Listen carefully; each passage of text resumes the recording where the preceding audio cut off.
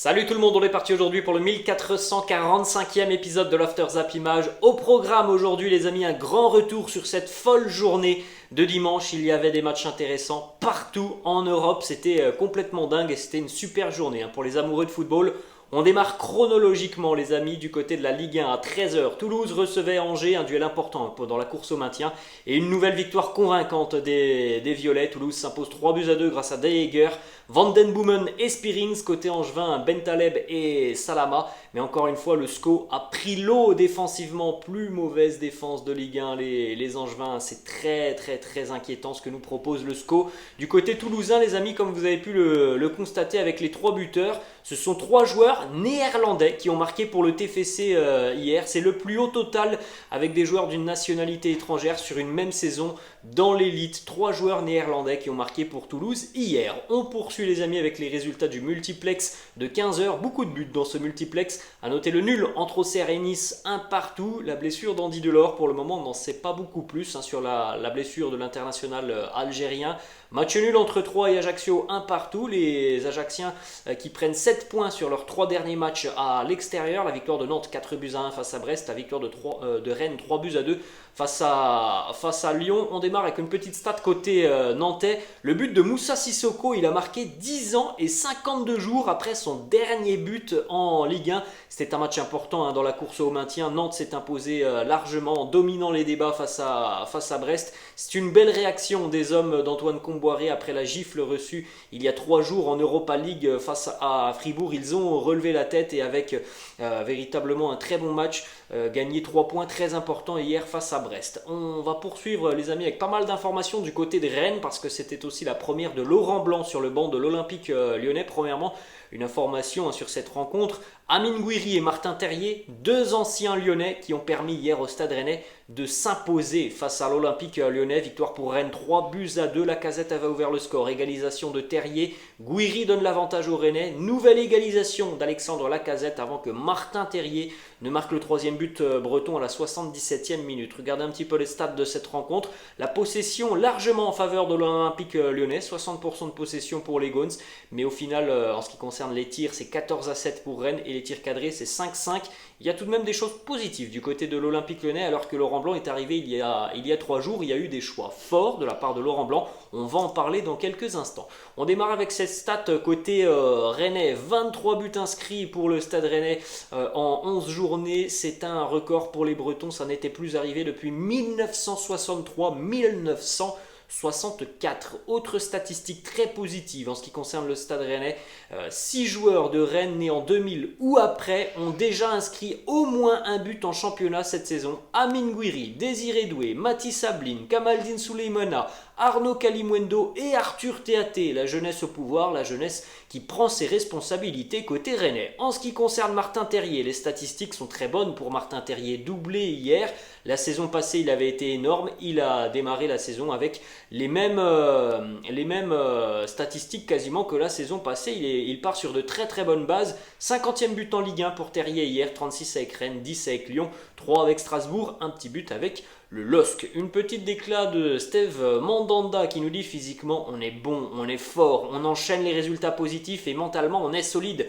Tout est au vert, il faut rester vigilant et continuer comme ça. Il a un petit mot aussi pour Martin Terrier, il nous dit il est monstrueux à la finition, dans le jeu il est omniprésent. À l'image de l'équipe, on est solidaire et mentalement prêt. Martin, il fait tout pour être appelé en équipe de France. Il est très performant et je lui souhaite. Ensuite, déclaration de Bruno Genesio qui nous dit on a su aller arracher une victoire pas si évidente que ça compte tenu de la physionomie du match. Avec le peu de force qui nous restait, on enchaîne les matchs tous les 3 jours. On a bien récupéré, mais c'est difficile. Il y a eu certaines séquences de jeu très intéressantes avec cette volonté de vouloir aller vers l'avant, même s'il y a eu parfois du déchet. Chapeau à eux, je suis fier d'être l'entraîneur d'une équipe qui affiche un état d'esprit comme celui-ci. Martin, c'est le symbole du talent, du sacrifice, de la générosité pour le collectif. Je sais qu'il est très fatigué et qu'il voulait sortir avant de marquer. C'est aussi pour ça que je l'ai recentré dans l'axe pour qu'il ait moins d'efforts à faire. Il a été très régulier la saison dernière et il continue sur sa lancée. C'est peut-être ce qui lui manquait par le passé. Là, il montre tout son talent et ses qualités. Ça en fait un attaquant redoutable de notre championnat. Il nous a parlé aussi un petit peu de l'Olympique lyonnais. Il nous dit on a su répondre physiquement, techniquement et tactiquement à cette équipe de l'OL. L'apport des joueurs venus du banc a été prépondérant pour nous. Ce que je retiens surtout, c'est la valeur de ce groupe en dehors des qualités individuelles. Ensuite, malheureusement, une petite information tout de même négative, côté breton. Le milieu Benjamin Bourigeaud est sorti sur blessure à la 68e. Il se tenait la cuisse. Pour le moment, on n'a pas plus d'informations. Pour l'Olympique lyonnais, même si évidemment, voilà, c'est l'arrivée de Laurent Blanc, il faut que les choses se mettent en place. Ça fait encore une fois des points de perdus pour les Gaunes. Lyon est la plus mauvaise équipe de Ligue 1 à l'extérieur cette saison. 5 matchs, 1 point pris par l'OL à l'extérieur. Déclaration de Laurent Blanc qui nous dit le score est négatif, donc on ne peut pas se satisfaire. Ce que je regrette dans ce match, c'est le but. Juste après la mi-temps, il nous a fait mal. On est quand même revenu au score, mais c'est beaucoup trop. Il y a des choses à améliorer, on le savait.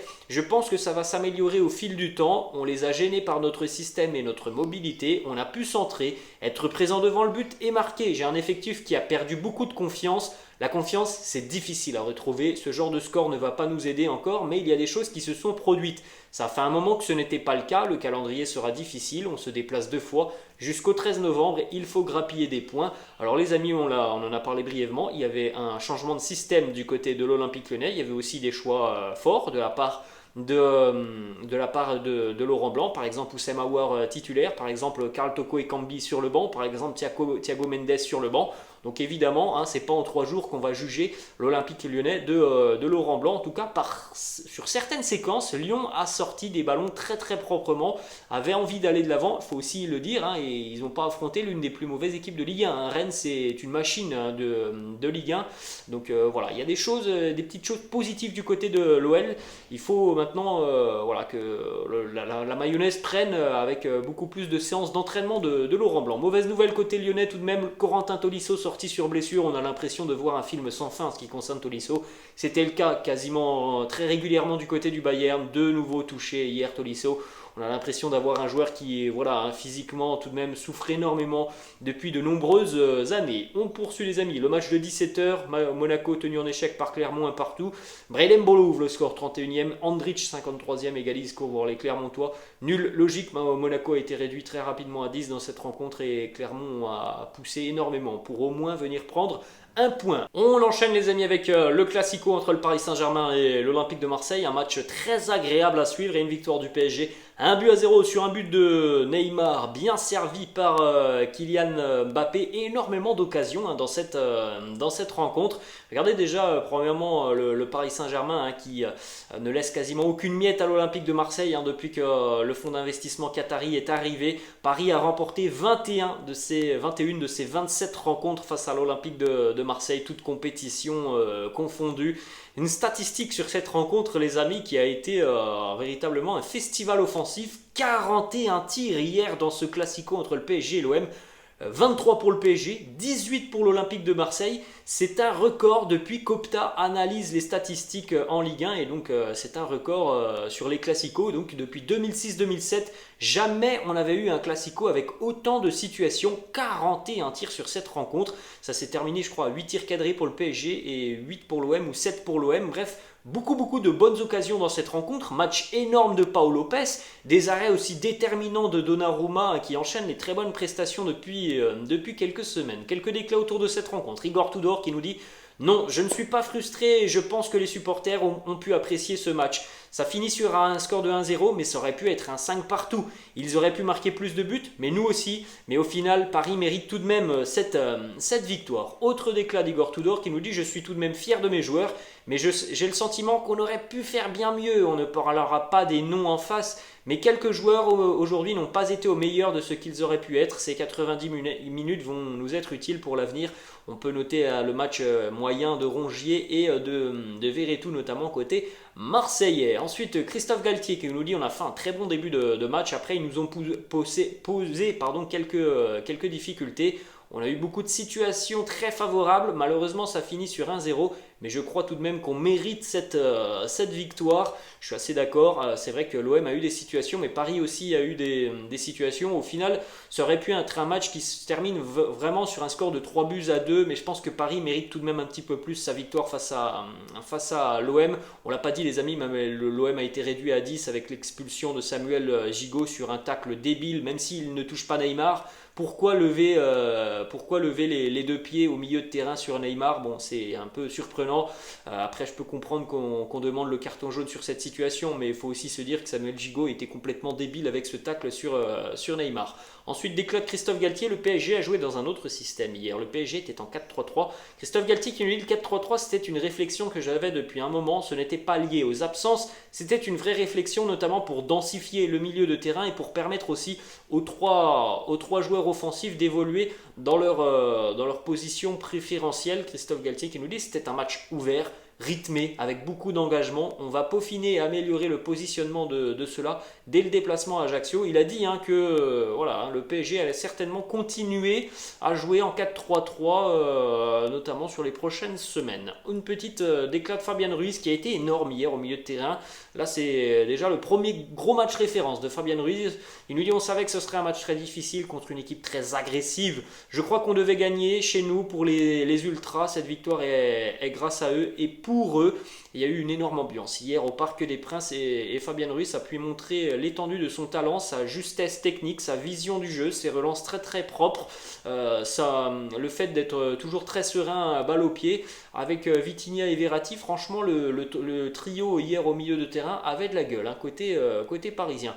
Petite image de Kylian Mbappé qui a célébré donc la victoire dans ce Classico avec les supporters du Virage Auteuil hier à l'issue du Classique. Et surtout la déclat de Kylian Mbappé qui a été interrogé à l'issue de la rencontre sur cette semaine qui a été particulière. Et voilà la déclat de Kylian qui nous dit: je n'ai jamais demandé mon départ au mois de janvier, c'est complètement faux. Je ne suis ni de près ni de loin à l'origine de cette rumeur qui est sortie en milieu de semaine. Il a même annoncé: moi-même j'ai été choqué par ce qui a été sorti dans la presse en milieu de semaine. Évidemment les amis, on s'en doutait que tout ça semble être tout de même assez faux par rapport à son départ au mois de janvier. Il l'a confirmé. Mauvaise nouvelle tout de même côté parisien hier, la blessure de Danilo Pereira qui a dû être remplacé très rapidement dans cette rencontre par Nordi Mukiele. Il est sorti au bout de 25 minutes de Danilo Pereira. Pour le moment, on n'a pas forcément d'informations sur sa blessure. On termine en Ligue 1, les amis, avec le classement donc, de la 11e journée. Paris en tête, 29 points devant Lorient 26, Lens 24, Marseille 23, Rennes 21, Monaco 21. Comme vous pouvez le constater, Lyon est déjà très en retard. 10e, les Lyonnais 14 points en bas de tableau, les relégables. Brest, Angers, Ajaccio et Strasbourg. On continue les amis du côté de l'Espagne. Le Classico entre le Real et le Barça hier. 3-1 pour les merengues. Benzema, Valverde, réduction de la marque Ferran Torres et Rodrigo sur penalty dans le temps additionnel. Une victoire qui me semble logique tant le Real a été supérieur, a maîtrisé cette rencontre, a été mature dans cette rencontre, a géré les temps forts, les temps faibles de cette rencontre face à une équipe du Barça, encore une fois en manque de créativité, face à un bloc madrilène plutôt bien regroupé qui se projetait rapidement vers l'avant. Cette équipe du Barça n'arrive pas à mettre tout simplement du rythme sur certaines situations, à mettre beaucoup plus de vitesse dans les mouvements de passe, et c'est très problématique pour les Catalans. Petit déclat de Xavi qui nous dit: nous devons absolument changer notre mentalité pour gagner ce genre de rencontre. Xavi qui nous dit aussi: je ne peux pas dire que nous méritions de perdre aujourd'hui. Franchement les amis, je trouve que Xavi à chaque fois, lorsqu'il y a un gros duel, on va pas se mentir les amis, il a raté beaucoup des gros duels qu'il a eu à jouer. Xavi depuis quasiment un an à la tête du Barça. Hormis la victoire au Classico 4-0, on va pas se mentir, il a tout de même perdu ou fait un match nul beaucoup de fois dans des gros duels en Liga Xavi, et à chaque fois il trouve que son équipe ne mérite pas de perdre. Je suis désolé, hier le match du Barça pendant 70 minutes, il est médiocre le match du Barça hier face au Real. Ils ont une demi-occasion en première mi-temps, c'est pour Robert Lewandowski. Sinon, il n'y a pas de créativité, il n'y a pas de vitesse, il n'y a pas de changement de rythme. Ça aussi, c'est très important. Aucune fois on va tirer de loin. Et il arrive tout de même à nous dire, je trouve qu'on ne mérite pas de perdre aujourd'hui. Alors, franchement, si tu te satisfais de ce qu'a proposé le Barça hier, franchement, c'est très limite ce que propose le Barça hier sur ce Classico. Autre déclat de Xavi qui nous dit: je ne pense pas que le Real nous ait battu avec intensité, mais avec maturité. Ils savent mieux concourir, c'est une équipe beaucoup plus accomplie et mature que nous en ce moment. Moi, je pense que le Real a été meilleur dans beaucoup de domaines hier que le Barça. Regardez les stats, les amis, entre Ronald Koeman sur ses 50 premiers matchs à la tête du Barça et Xavi. Ronald Koeman, 50 matchs à la tête du Barça, c'est 33 victoires, 7 nuls, 10 défaites. Pour Xavi, 50 matchs à la tête du Barça, 28 victoires, 11 nuls, et puis 11 défaites. Il y avait plus de buts marqués avec Ronald Koeman et un petit peu moins de buts encaissés avec Xavi, alors que tout le monde a voulu dégager Ronald Koeman. Franchement, les amis, si on regarde les statistiques, Xavi ne fait pas mieux que Ronald Koeman. Après oui, sur certains matchs, on a l'impression de voir un Barça flamboyant qui s'impose assez largement, mais parce que l'adversité est parfois faible du côté de l'adversaire. Mais sur les gros duels, force est de constater, les amis, que là, regardez, en l'espace de 10 jours, 2 matchs face à l'Inter, un match face au Real, ça s'est à chaque fois mal passé pour les Blaugrana. Une petite information aussi qui concerne le président du Barça, Joan Laporta, qui est descendu dans le vestiaire des arbitres à la fin du Classico pour se plaindre de la performance de l'arbitre lors de ce Real Barça. Alors il est vrai qu'il y a certainement un penalty qui a été oublié en seconde mi-temps pour Robert Lewandowski sur une faute de Dani Carvajal. Donc on peut comprendre la frustration de Joan Laporta. Après, voilà, c'est pas ça qui fait que cette rencontre elle tourne en faveur du Real Madrid, mais oui, il y a certainement un penalty qui est oublié pour Lewandowski en seconde mi-temps. Un petit déclat de Jules Koundé qui nous dit on aurait dû faire faute sur le premier but. Ça aussi, c'est tout simplement le manque de maturité. Toni Kroos qui s'accroche, mais on peut évidemment faire une vraie faute sur Toni Kroos pour l'arrêter dans cette situation qui amène la contre-attaque et donc la profondeur vers Vinicius Junior. Déclaration de Carlo Ancelotti qui nous dit la clé du match, tout contre une équipe comme celle-ci avec autant de qualité, il faut faire un match complet et c'est ce que nous avons fait en attaque comme en défense. L'équipe a été très bonne avec et sans le ballon, ça aussi c'est très important, avec et sans le ballon il y avait de la confiance, le début de match a été réussi, nous avons pris de l'avance et à partir de là nous avons plutôt bien contrôlé ce match. Il nous a parlé aussi du fait de neutraliser Robert Lewandowski, il nous dit qu'il était clair que Militao devait mettre Lewandowski sous pression et je trouve que ça a été plutôt bien réussi. Petit déclat aussi de Luka Modric sur le match exceptionnel de Toni Kroos, il nous dit j'ai dit à Kroos que le premier but, il était grâce à lui, cette passe vers Vinicius était spectaculaire, Toni a joué un match parfait. Ensuite, une petite information les amis en ce qui concerne Karim, il a marqué hier sur ce Classico et aujourd'hui ce sera le jour de gloire pour le Noébé qui remportera ce soir le ballon d'or avec le plus gros écart de voix entre le premier et le deuxième. Il a battu tous les records Karim et il sera récompensé ce soir de ce ballon d'or. On va enchaîner les amis du côté de l'Angleterre. Hier se joue aussi ce duel exceptionnel entre Liverpool et Manchester City. Et ce sont les Reds qui se sont imposés 1-0 grâce à Mohamed Salah en fin de rencontre à la 75e sur des erreurs dans la défense des Citizens. Une victoire énorme d'intensité des Reds qui ont su souffrir, qui ont su piquer aussi au bon moment face à une équipe de City qui a manqué de justesse dans le dernier geste. Mohamed Salah est devenu hier seulement le deuxième joueur de l'histoire de la Première Ligue à atteindre la barre des 100 buts inscrits du pied gauche. Deuxième joueur derrière Robbie Fowler et ses 105 buts. Une petite stat sur Virgil van Dijk. Hier, il a disputé un match très serein défensivement. Virgil van Dijk, on n'a pas beaucoup vu Erling Haaland sur cette rencontre. Virgil van Dijk n'a jamais perdu un match de Première Ligue à Anfield. 68 matchs et il n'a jamais perdu à Anfield. Depuis qu'il a rejoint Liverpool en décembre 2017, il n'a jamais connu la défaite en Première Ligue à Anfield en 5 ans. Virgil van Dijk. Une petite information tout de même, c'est le premier match cette saison sans que Erling Haaland ne soit décisif. Alors évidemment, City n'a pas marqué hier, donc il n'a pas pu être décisif.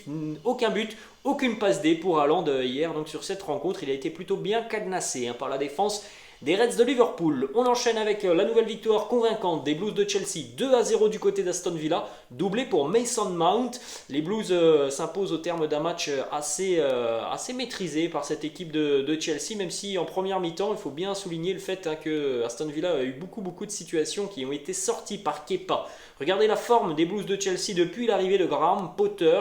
C'est 5 victoires, 1 nul pour les Blues de Chelsea et 4 clean sheets. 13 buts inscrits en 6 matchs pour seulement 2 petits buts encaissés. Kepa, vous l'avez vu d'ailleurs, maintenant les amis, Edouard Mendy n'est plus titulaire du côté de Chelsea. C'est Kepa qui a gagné la confiance de Graham Potter. Kepa a réalisé hier 7 arrêts déterminants avec notamment une triple parade à un certain moment du match face à Villa. C'est la première fois tout simplement dans sa carrière qu'il réalise autant d'arrêts sans encaisser de but. 7 arrêts hier pour Kepa. Statistique aussi pour le double buteur, Mason Mount, à l'âge de 23 ans et 279 jours. Mason Mount est devenu le deuxième plus jeune joueur de l'histoire de Chelsea à marquer 25 buts en Première Ligue derrière Eden Hazard. On continue les amis avec la victoire du leader de Première Ligue. Arsenal s'impose 1-0 du côté de Leeds. Bukayo Saka, 35e minute pour Saka, il est buteur. Ce fut un match compliqué pour Arsenal qui enchaîne aussi tous les 3 jours. Arteta il nous dit il y a des joueurs qui ont vraiment eu du mal après la rencontre de jeudi, aller en Norvège jeudi puis venir jouer ici et gagner comme nous l'avons fait. Il faut mettre du crédit sur les garçons, ça en dit long sur cette équipe. Dès le premier coup de sifflet de la seconde période, nous n'avons pas été dans le rythme et nous avons pris les mauvaises décisions, nous avons fait des erreurs qui nous ont posé des problèmes, mais j'ai aimé la résilience de cette équipe. On le sait les amis, comme pour Lens samedi soir, on en a parlé hier, tu ne peux pas toujours être à 100%. Hier, Arsenal a été en difficulté, notamment sur la seconde mi-temps, mais au final, voilà, les Gunners ont trouvé le moyen de s'imposer dans cette rencontre. Le bilan est exceptionnel pour Arsenal, 27 points pris sur 30, 9 victoires, 1 défaite sur les 10 premières journées de PL pour les Gunners. A noter aussi le 4e clean sheet à l'extérieur pour les Gunners cette saison. Regardez, Brentford, Bournemouth, Crystal Palace, Leeds, il y a de la cohérence dans ce que proposent les Gunners. On enchaîne les amis du côté de Old Trafford. Manchester United recevait Newcastle. On a vu les Red Devils avoir beaucoup de difficultés à marquer jeudi en Europa League face à l'Omonia Nicosie. C'était la même chose hier face à Newcastle, 0-0, très peu d'occasions franches de part et d'autre. Regardez cette statistique, 76e match nul de Manchester United dans l'histoire de la Première Ligue où ils n'ont pas marqué, et sur ces 76 fois ils n'ont pas marqué, c'est déjà la 31e fois que ça arrive depuis le départ d'Alex Ferguson. C'est énorme les amis, 31 fois en l'espace de même pas 10 ans, ça fait 41%. Donc c'est dire si il y a un décalage entre les stats avec Alex Ferguson et depuis le départ d'Alex Ferguson. Petit déclat d'Eric Ten Hag qui nous dit la performance était bonne, on a un clean sheet, nous avons bien pressé, nous avons contrôlé le jeu et on a été plutôt bon avec le ballon, surtout en deuxième mi-temps. À la fin on aurait dû marquer le but de la victoire. Fred et ensuite Rashford ont eu des situations positives. Manchester n'a pas tant été en contrôle hier que Eric Ten Hag le trouve. Franchement, les Red Devils ont parfois été en grande difficulté face aussi à cette équipe de Newcastle qui est très très cohérente. Petite image hier, Sir Alex Ferguson était justement présent pour remettre un trophée à Cristiano après ses 700 buts inscrits en club. Belle petite image de 2 hommes très importants dans l'histoire des Red Devils. Vous pouvez jeter un petit coup d'œil les amis, juste à côté de moi, le classement de la Première Ligue après cette 10e journée. Arsenal en tête avec 27 points, déjà 4 points d'avance pour les Gunners sur Manchester City, 23, Tottenham 23, Chelsea 19, Manchester United 16, Newcastle 15, les relégables pour le moment Nottingham Forest, Leicester et Southampton. On enchaîne les amis du côté de l'Italie, victoire de l'Inter 2-0 face à la Salernitana, Lautaro Martinez, Nicolo Barella. La bonne série des interistes se poursuit. Le Napoli aussi qui continue à performer. Naples s'impose 3-2 face à Bologne. Pourtant ça fut difficile pour les Napolitains. Juan Jesus, Erving Lozano et Victor Osimhen dans un match qui a été de nouveau explosif côté napolitain. On se crée tellement de situations par match côté Napoli. Petite stat côté napolitain, le Napoli a marqué cette saison 7 buts par l'intermédiaire de joueurs qui sont entrés en cours de jeu. C'est évidemment plus que toute autre équipe du top 5 européen. Il y a un apport des joueurs qui sortent du banc qui est assez incroyable. Un côté napolitain, la Lazio tenue en échec par l'Udinese 0-0. C'était un duel de haut de tableau, hein, les amis. D'ailleurs, l'Udinese a touché 2 fois les montants et aurait pu surprendre, hein, cette équipe de la Lazio hier. L'AC Milan s'est aussi imposé 2-1 du côté de Vérone grâce à Sandro Tonali à la 81e minute. Miguel Veloso avait marqué contre son camp le premier but milanais. On va terminer, les amis, cette vidéo du côté de l'Allemagne. La victoire hier de l'Union Berlin 2-0 face au Borussia Dortmund. Haberer qui marque 2 fois, à noter l'énorme erreur de Kobel, le gardien du Borussia Dortmund, sur le but de l'ouverture du score qui coûte très très cher au Borussia. Mais cette équipe de l'Union, elle est tout de même très impressionnante. Elle est véritablement difficile à manœuvrer, hein, cette équipe de l'Union, et elle fait un début de saison exceptionnel. Le Bayern, lui, s'est imposé là aussi dans un gros duel face à Fribourg 5-0. Gnabry, Choupo-Moting, Mané et Sané ainsi que Marcel Sabitzer. Petit déclat de Julian Nagelsmann pour terminer cette vidéo, les amis. Il nous dit les garçons ont joué un très grand match aujourd'hui pendant 90 minutes. Je suis très fier de l'équipe. Nous méritons largement cette victoire. Nous avons marqué beaucoup de buts aujourd'hui. Ce n'est pas une coïncidence. Nous avons eu énormément de très très bonnes séquences et de bons moments sur cette rencontre. Voilà, les amis, la fin de cette vidéo. Je sais que c'était un petit peu long, mais il y avait tellement de matchs aujourd'hui à évoquer, les amis, hein, que voilà, ce fut une très belle journée de dimanche, et je pense qu'on a fait un bon résumé de tout ce qui s'est passé sur cette journée de dimanche. Voilà, les amis, la fin de cette vidéo. Je vous laisse et je vous dis à la prochaine. Ciao.